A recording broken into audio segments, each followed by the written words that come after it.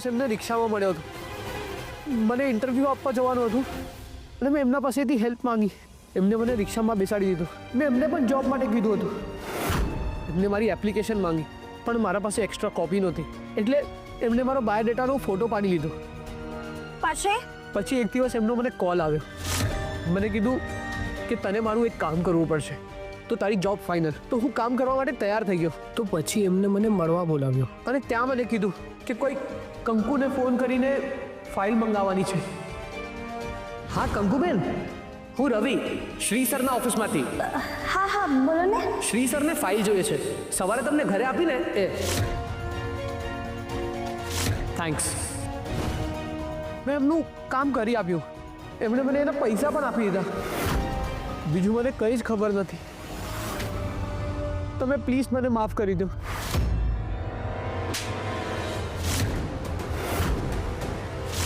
બીજું મને ખબર છે, તારે લીધે નાના શેઠના માથે કલંક લાગી ગયું. તારે લીધે નાના શેઠની બા બાપુજીની ઘરમાં બધાયની બદનામી થઈ. કોકને શારીરિક પીડા તો કોકને માનસિક પીડા, પણ નાના શેઠ એમને તો બધી પીડા થઈ. હવે તો સીધો જેલમાં જઈશ. પ્લીઝ મેડમ, મારું કંઈ જ વાગ નથી. મેં કંઈ જ નથી કર્યું મેડમ. કોઈને કહેવાથી આ બધું કર્યું છે ને. હવે ભોગવ પરિણામ. મારી ભૂલ બેન. હું મારી માનો એકલો જ છોકરો છું. મારી માએ એકલા હાથે મને મોટો કર્યો છે. પ્લીઝ મેડમ, હું હજુ એમને આરામ નથી આપી શકતો. પ્લીઝ મેડમ, મારી દાનત ખરાબ નથી. આજે પણ મારી માં બીજાના ઘરે કામ કરીને મારું માંડ પૂરું કરે છે. પ્લીઝ મેડમ, મારી દાનત ખરાબ નથી. પ્લીઝ, હું જેલમાં જઈશ તો મારી માં મરી જશે. Please madam. મંજૂર, તારે જેલમાં નથી જવું ને, તો તારે મારું એક કામ કરવું પડશે. પ્રોમિસ મેડમ, તમે જેવું કહેશો હું એવું કરીશ. નાના શેઠ, હવે તમે બહાર આવી જશો, માનભેર બહાર આવશો. હવે તું સાંભળ, તારે શું કરવાનું છે.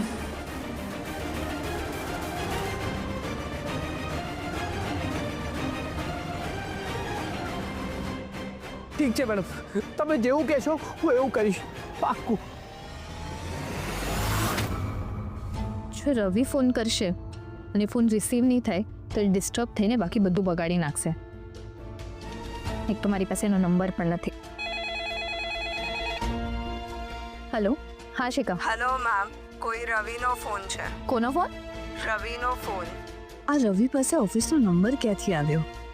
ઠીક છે, કનેક્ટ કર. Hello madam. રવિ, મેં તને કેટલી વાર ન પડી છે અહીંયા ફોન કરવાની, શું કામ ફોન કર્યા કરે છે? અને એક મિનિટ, તારી પાસે ઓફિસનો નંબર ક્યાંથી આવ્યો? તમે જ મને આપ્યો હતો. મેં?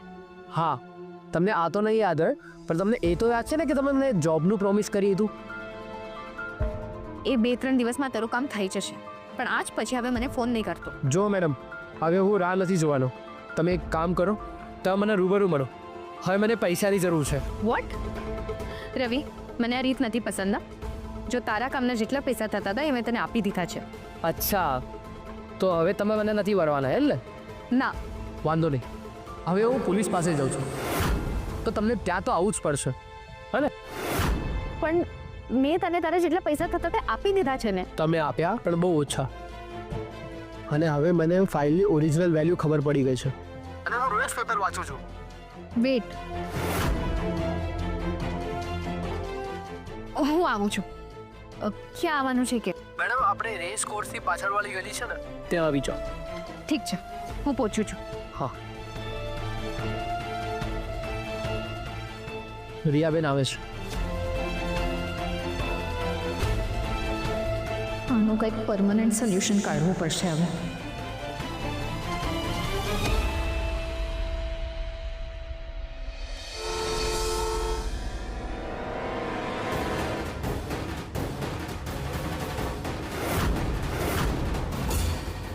તમે અહીંયા? મેં તને બોલાવી હોય તો હું છું ને અહીંયા.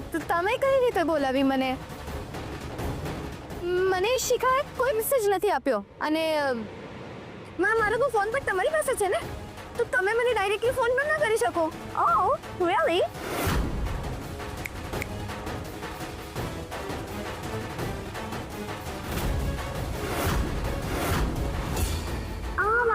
મેસેન્જર છે.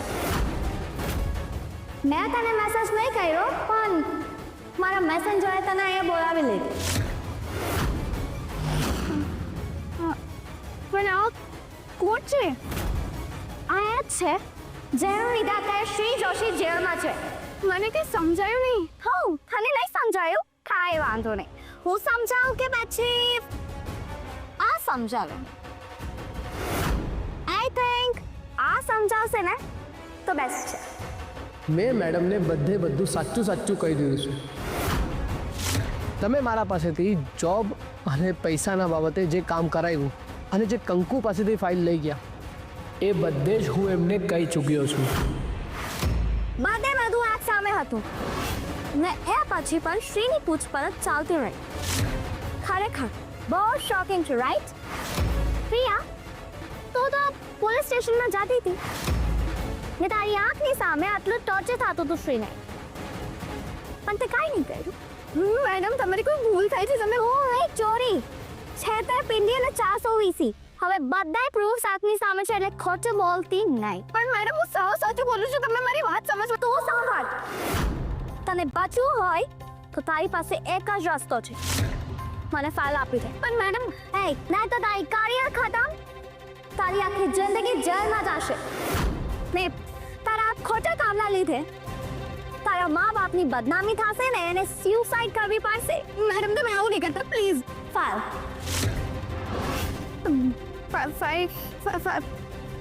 ફાઇલ તો લાવવી પડશે. 1 કલાક તારી પાસે 1 કલાક છે. પાછી ફાઇલ લઈને અહીંયા જ આવજે, સમજાયું ને? ચાલાકી કે ભાગવાની કોશિશ કરી ને તો તું યાદ રાખજે, તારા સાથીદાર મારા જ કબજામાં છે, સમજી ગઈ? આના એક સ્ટેટમેન્ટથી તું 1 મિનિટમાં જેલમાં જઈશ ને પાછી નહીં આવી શકે. જો અન્ડરસ્ટેન્ડ? જા, ફાઇલ લઈ આવ. જા.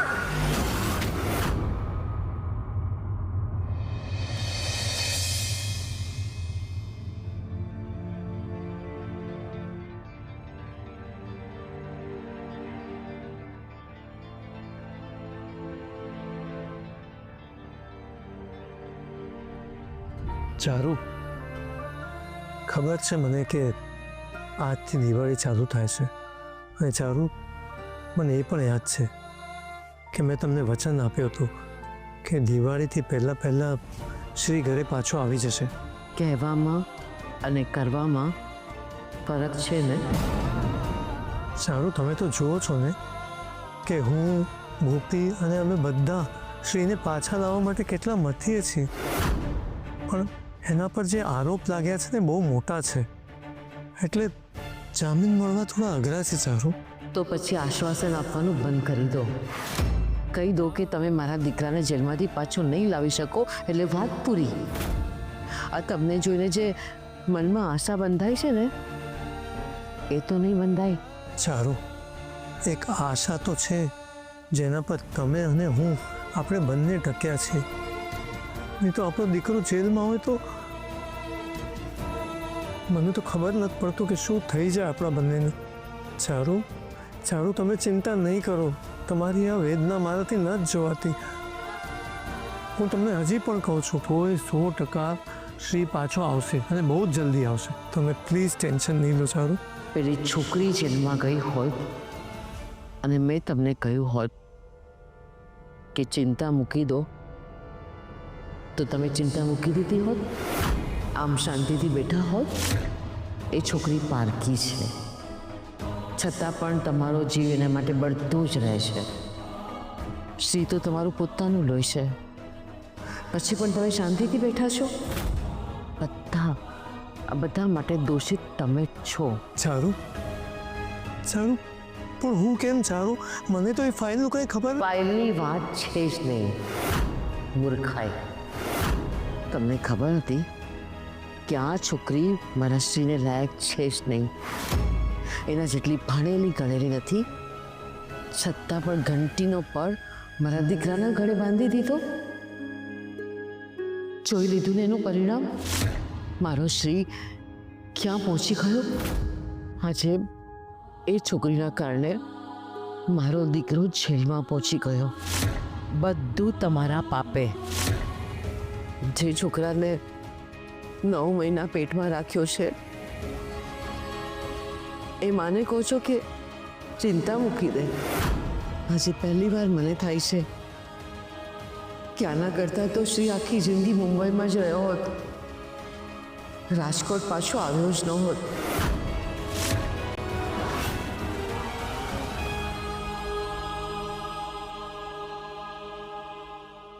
જ્યોતિ, તન્ના, ટીની, મમ્મી, અરે ક્યાં ગયા? શું થયું? આ જો આ. આ શું? કંપનીએ બોનસ વધારી દીધો કે શું? અરે દેશ આખાએ એવું બોનસ દીધું છે. આ જો આ આપણી દિવાળી સુધરી ગઈ. વાહ દેવા, હા સાચું કહેજો હા, તમે 3 પત્તી બિન પત્તી રોમિંગ ના થાય ને? જ્યોતિ, તારા ગળાના સમ. હા તો સાચું જ બોલો. હાય બાપા, આટલું મોંઘું લેવાય? જ્યોતિ, તને છે ને નહીં સમજાય કે. હારું તો તમે સમજાવો, હું તો નવરી જ બેઠી છું. હાલો નિરાંતે સમજાવો. હેલો એ તમો, જો તારા માટે શું લાવ્યો છું. ગૌરાંગભાઈ, તમે અરે હા હોય. તમે બંને ભાઈઓએ ભેગા મળીને પપ્પાનું એટીએમ તો નથી ખાલી કરી દીધું? અરે નાના જ્યોતિ, પેલું શું જીએસટી. હા જીએસટી. અરે તો આટલું દુખી તને શું કામ બોલે છે? જરા પ્રેમથી સમજાવ. હા, ગૌરાંગભાઈની વાત છે ને એકદમ સાચી છે. સરકારના રિવાઇઝ જીએસટી ના લીધે બધાને ફાયદો થયો છે. સાચે? હા. શું કહ્યું? ભાભી, આ બંને ભેગા મળીને ખિસ્સા ખાલી કરીને આવ્યા. જ્યોતિ, ખિસ્સા ભરેલા જ છે. આ તો સરકારે જીએસટી ઘટાડી દીધો, એના કારણે મોટા ભાગની વસ્તુઓ સસ્તી થઈ ગઈ છે. બરાબર ને ગૌરાંગ? એકદમ બરાબર. જોયું, મારી તમને બધું જ ખબર છે. હા, બધું જ ખબર છે. અને તમને ખબર છે, આ બધાના લીધે દેશ આખો જીએસટી બચત ઉત્સવ મનાવી રહ્યો છે. સાચે? હા. બધાની દિવાળી સુધરી ગઈ.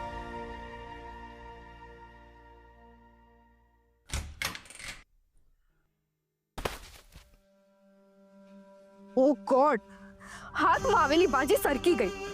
શું કરું હું? શ્રી, આજે જે થયું એ થયું, પણ તું યાદ રાખજે, મારી દરેક હાર મને તારાથી વધારે નજીક લાવે છે. તને મારો કરવાના ધ્યેયમાં મને વધારે મજબૂત કરે છે. તું મારો હતો ને હંમેશા ને હંમેશા મારો જ રહીશ.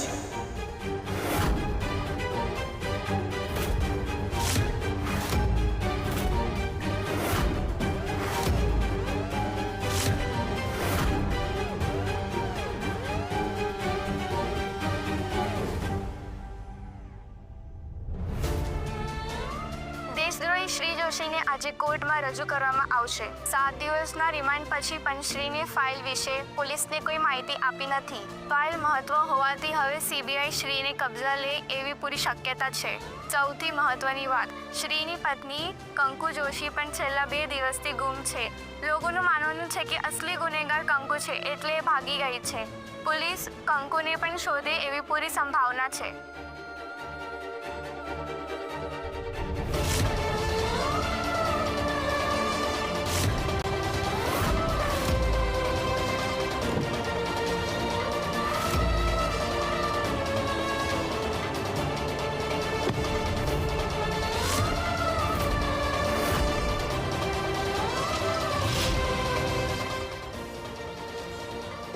શેઠ, થોડીક વારમાં તમે બહાર આવી જશો.